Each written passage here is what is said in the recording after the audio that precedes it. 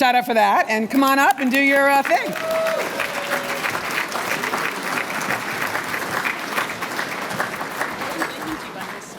All right. Can you guys hear me? All right. Okay. Good evening, fellow trade geeks. And for those of you who know me, and half of you don't, because I haven't done trade since about 2015, that's a term of endearment, because trade geeks are the best geeks in the world. Right, Arun? Okay. So before, and just in case you don't know, I'm VG, and that's Meredith, in case it wasn't obvious. So before we start tonight, we have a surprise guest who's going to be beaming in by video. So AV geeks, if you're in the house, start the video production. Hey everyone, Paul Ryan here. I'm sorry that I'm missing Trade Prom this year. Trade Prom was simultaneously one of the nerdiest and one of the most enjoyable events that I had the pleasure of attending most years. I always loved it. In fact, it was my first prom my daughter ever attended. But don't tell the tax wonks I said this. Trade Prom was always much, much cooler than tax prom. So I'm confident you're all going to have an amazing night. But seriously, I want to thank the Washington International Trade Association for all they do to advance economic policies and priorities that we all care about. Now, as some of you know, I'm kind of a bit of an endangered species in the Republican Party these days. You know why? Because I still believe in free and fair trade. I believe that trade and trade agreements are good for our national security and good for our economic security. I don't have to convince any of you, but I believe our economy is better off when we are doing business with other countries, and when we are doing so with clearly established rules of the road. I believe so fervently in the benefits associated with trade that passing Trade Promotion Authority was one of the main priorities I muscled through the House during my very short time leading the House Ways and Means Committee. Passing TPA and making the case for the Trans-Pacific Partnership was very tough. It was a slog convincing members of Congress that formalizing agreements within the Pacific region was the right thing to do. Very tough politics. And I was only successful because I had an amazing staff helping me make the case. And leading that staff at the Trade Subcommittee was Angela Ellard. Now, if you've ever been to Capitol Hill, you can't fully appreciate what a force Angela Ellard is when it comes to trade policy. For 26 years, Angela served as the Majority and Minority Chief Trade Counsel at the committee. 5 chairmen she served with. This means if a trade bill passed the House at any point in the 21st century, you can be certain that Angela's imprint was on it. Angela has been such a passionate advocate on Capitol Hill for expanding trade in new markets and regions that she's known throughout the world. She has literally assisted the United States develop trade agreements and partnerships in almost every single region of the world. Angela has been so impactful because she knows the issues inside and out. She educated members on how to make the case for free and fair trade. She explained the history of trade relations with other countries, told them what potential pitfalls existed when it came to specific countries and industries, and she was always an honest broker. Angela has been so successful for so long because she is true to her word. That's gold on Capitol Hill. She's a person of character and integrity. Both Democratic and Republican administrations came to quickly understand this, which is why Angela notched trade wins under almost every recent administration. And now, Angela has gone global. Since 2021, Angela has served as the WTO Deputy Director General. She has taken the skills honed in Congress and is now using them to advance trade policies at a global level. For a trade wonk, working at the WTO must be like Captain Ahab finally getting his white whale. But from my perspective, when you've assisted an entire generation of members of Congress pass countless trade bills, the only place left to go is Geneva. It has been no surprise to see Angela succeed in this role, and we all should be grateful that America has someone like Angela Ellard representing us on the international stage. I can say with confidence that Angela is one of the sharpest minds on trade policy our country has had. She understands the profound impact that trade can have on people across the world. She is a nonstop evangelist for good trade policy, and she has an amazing career full of accomplishments that demonstrate her effectiveness. It is why I am thrilled that the WITA is recognizing her extraordinary achievements tonight.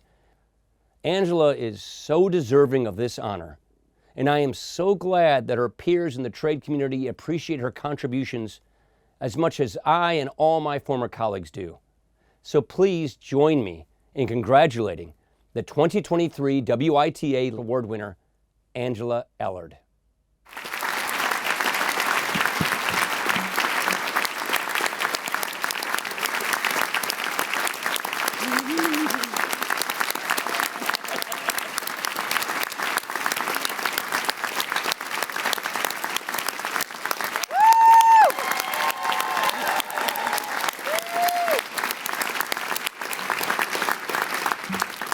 Okay, I think we can all agree that was an amazing video. Oh, BG, that really was. But I have to say, following Speaker Ryan is a bit like Ken Levinson following Taylor Swift at a karaoke concert.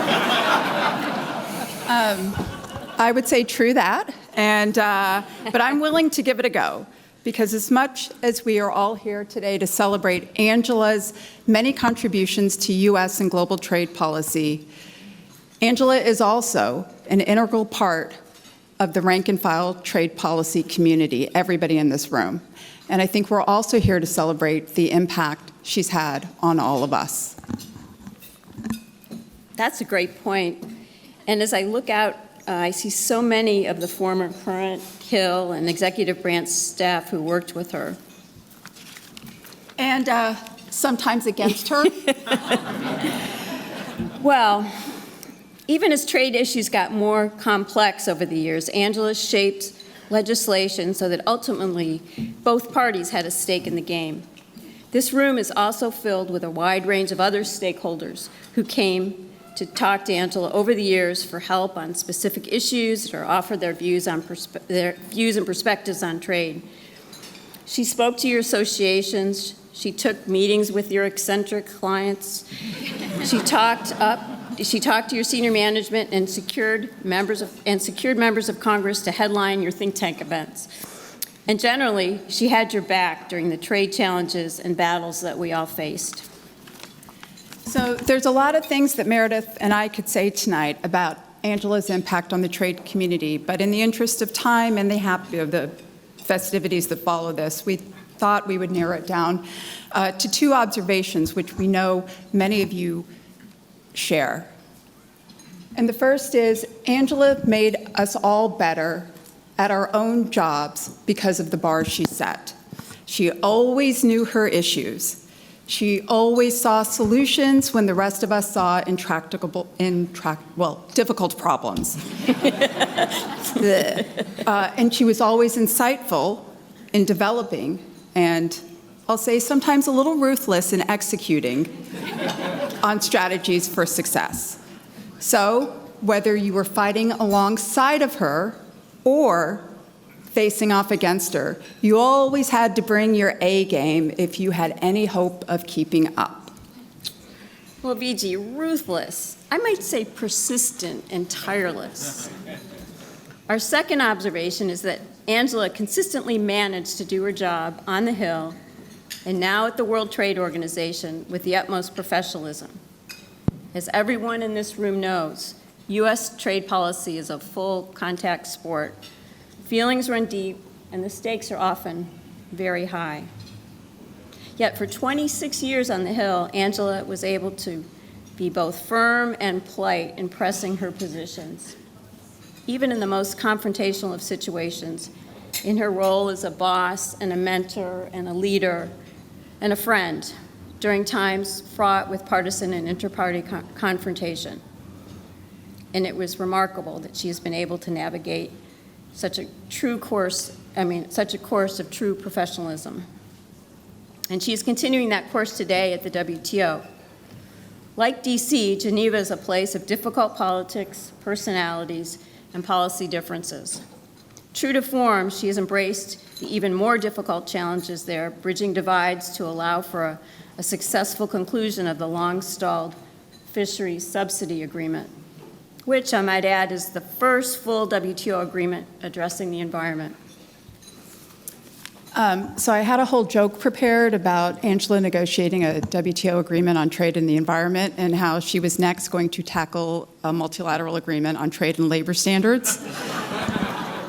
But Meredith, with your permission, I'm just going to deviate and saying that, I was sitting at the table next to Chairman Brady tonight, and I'll always, like the measure of a person it is in part all the laws and agreements you shepherded through Congress, but it's really about the person you are. And there were so many small gestures you made throughout our working relationship that really showed me the person that you are. And you're tough as nails, you're the toughest person I've ever gone up against, but you're also just a wonderful human being. And I really cherish the time that we were able to work together. Okay, so we could go on and on and on. I would love for you to do a trade and labor agreement, if you've can do that. But let's get going, and I think it's time to present you with your award. Do you think so? I think so. Okay, everybody, please join us congratulating our dear friend and colleague, Angela Ellard.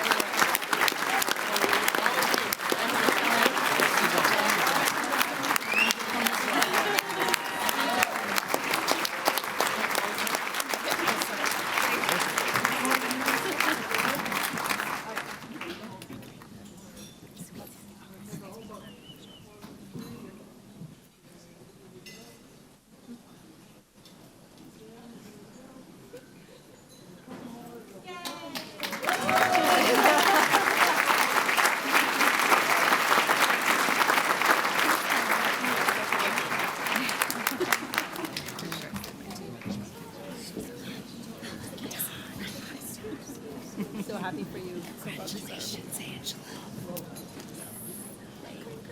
Nice to see you. Wonderful to see you.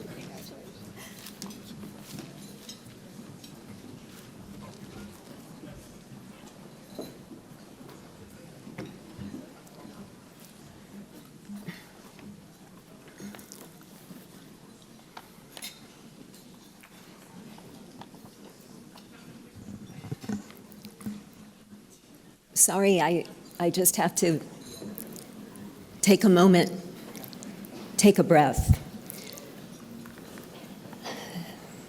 I can't.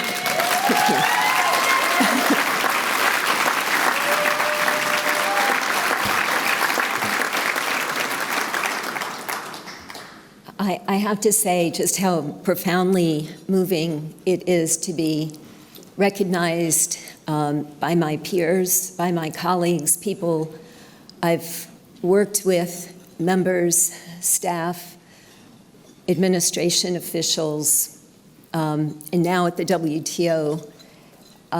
It just means so much to me because you all have helped me grow and helped me develop and helped me succeed where I have succeeded.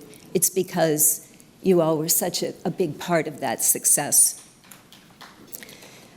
So it's a great honor to be recognized tonight by WITA. I'm profoundly grateful. And the surprise of Speaker Ryan saying those kind words is really overwhelming. I'll get my voice back in a minute. But I do have to thank WITA, which plays such a tremendous role facilitating dialogue, putting facts out, completely unsurpassed, and has, I think, led to many solutions that have been implemented throughout the history of trade policy in the last years that WITA has been so active. And thanks, of course, to Ken and to Steve for being such leaders for WITA, and Bruce Wilson, who way back at the beginning, those of you remember Bruce, who was so active as well. So it took me a long time to decide what to say tonight. I've written this speech for so many honorees, the words flowing, because it was so easy to convey their remarkable achievements and visions for the future. They thanked me politely and proceeded to use their own words. And I'm about ready to rip up my own speech and use my own words. But it's much harder to speak from the heart. I've been lucky in my career to have been given so many chances. Then I had to work hard to live up to promises I made about what I could do. First, Chairman Archer took a chance on a trade litigator who had seen trade from many different sides. My subsequent chairman and ranking members took a chance on me too. Bill Thomas, Phil Crane, Clay Shaw, Jim McCrary, Dave Camp, Dave Reichert, and of course, Paul Ryan, and of course, Kevin Brady. They all kept retiring on me. Tried not to take that personally. I left before Chairman Adrian Smith, honored tonight, took charge at the Trade Subcommittee. But he taught me so much about trade and agriculture, which was not something that came naturally to me. It was more of an industrial girl. So thank you for that. And I know that trade is in good hands with him at the helm. Of course, Jim Colby, a trade legend and such a kind man. Jackie Walorski, so fierce yet charming. We were talking about her work with RVs in her district. All have been mentors and friends with different styles and tremendous skills, but sharing a love of trade and a quest to make life better for Americans. It was my privilege to serve as their chief trade counsel for so long. I'm particularly glad to be here tonight with Chairman Brady, who taught me about listening to and respecting others, not just those with power, but those without. That was a valuable lesson. I don't listen well. And he was good-natured when I, a Yankees fan, ribbed him whenever his beloved Astros lost or cheated.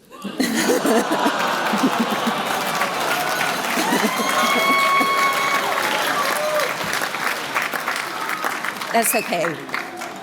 I am a Yankees fan. Look at the standings. It's terrible this year. I have no room to talk. I also learned so much from working across the aisle. Chairman Sam Gibbons, Charlie Rangel, Sandy Levin, Richie Neal, Earl Blumenauer, and Ron Kind, who's with us tonight. They've been gracious partners.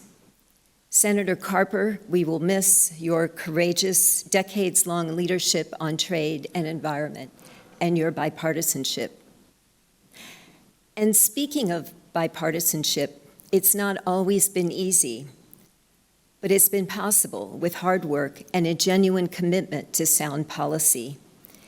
Anytime we accomplish something together, America was better off.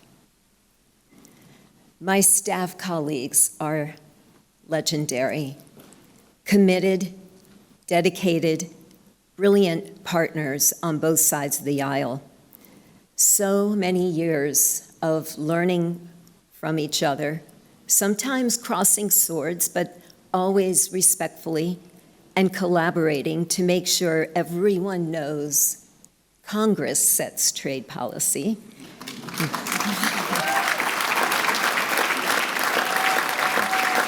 And, It's in the Constitution. It's not an opinion. It's in the Constitution, no matter which party. And I was going to ask all of my House colleagues, Senate colleagues over the years, Democrats and Republicans, to stand, but they beat me to the punch in coming up here before. And I do want to thank them. They made coming in to work every day such a pleasure as the quiet but essential soldiers behind the scenes, and a lot of fun to travel with and to commiserate with. I remember when Viji, in particular, very pregnant with her twins, passionately fought to improve trade adjustment assistance. I couldn't say it then, but she was quite convincing.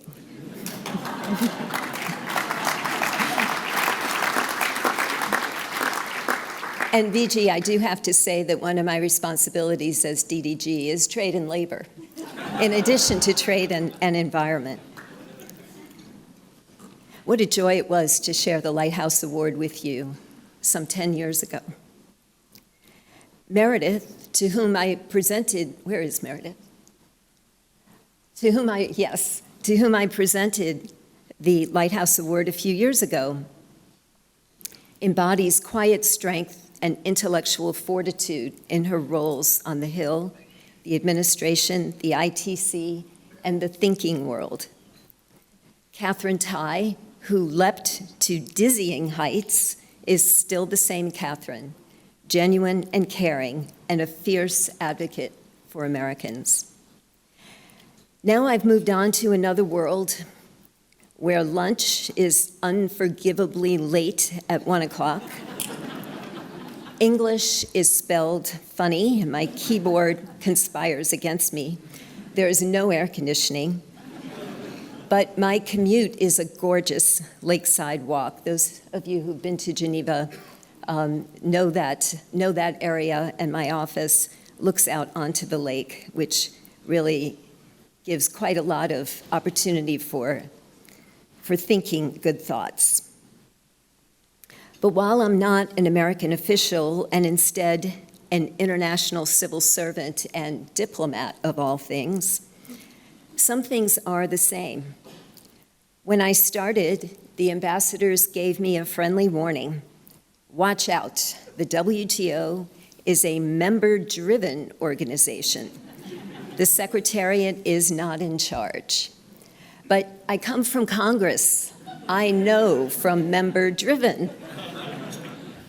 Helping our Director General, the fearless, inspiring, and brilliant Ngozi Okonjo-Iweala, helping her lead the WTO Secretariat is all about helping 164 members of every size and level of development in their quest to do what's right for their people. WTO decision-making is by consensus.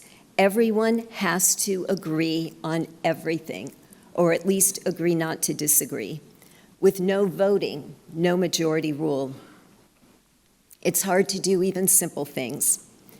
But decision-making by consensus, although hard, is durable. Yes, some may not follow the rules, but there is a general sense of buy-in and multilateralism.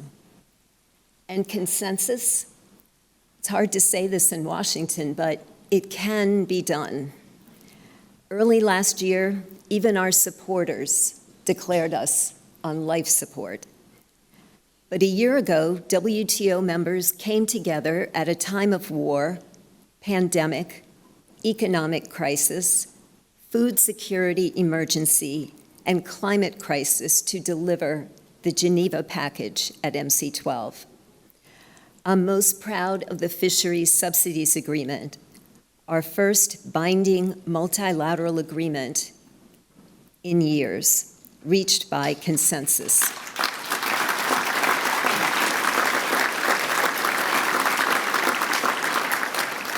And Kelly is here tonight, who had such a role, particularly in the 11th hour. But it was the 11th hour for so many years, but helping to bring that together at the end. This agreement An environmental agreement, yes, prohibits the most harmful subsidies destroying fish stocks, supporting millions of fishers worldwide whose livelihood depends on sustainable fish. 2/3 of WTO members must now formally deposit acceptances, and my plea to all embassy officials here tonight is to move heaven and earth to do it for the sake of our ocean and those who depend on it, to deposit those instruments. The U.S. was among the first, with many following: large, small, developed, developing, major fishers like Peru just today in Geneva, and landlocked. As I travel around the world to showcase this agreement, visiting fish markets, meeting fishers, and speaking to policymakers, I'm inspired to work harder on our ongoing second wave of negotiations to add additional disciplines to protect our ocean.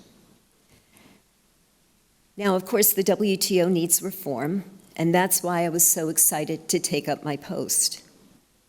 But reform has to emerge from the WTO's members.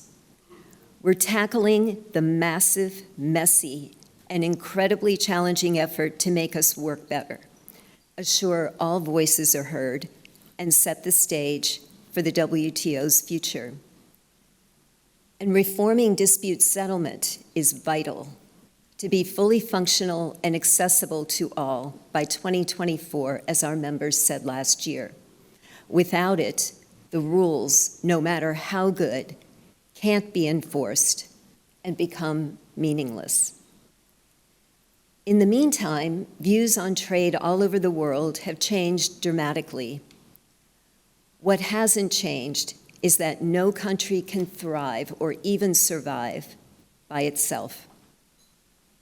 Calls for decoupling, fragmentation, and self-sufficiently abound, often with accompanying policy action. But such retrenchment is costly. WTO analysis shows that breaking into two blocks would reduce global GDP conservatively by 5%, profoundly harm the developing world, and set back worker rights and the fight against the climate crisis. WTO members have a great responsibility to put rhetoric aside as they understandably seek resilience and strength. And it's certain that working together is essential to address our existential environmental and climate crisis, which can't be solved without trade as part of the solution. But enough about trade, she said never. I saved the best for last, and I know Ken won't have the heart to say I'm out of time. I must acknowledge my biggest mentor, daily soul checker, ethics advisor, problem solver, personal chef, vacation planner, hiking partner, arm candy, George, my dear husband.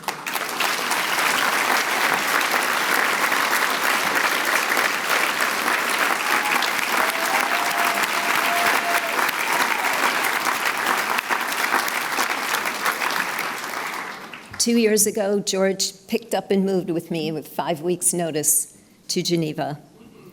We've been married almost 33 years.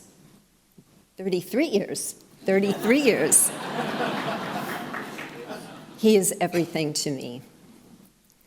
And with that, I yield back the balance of my time.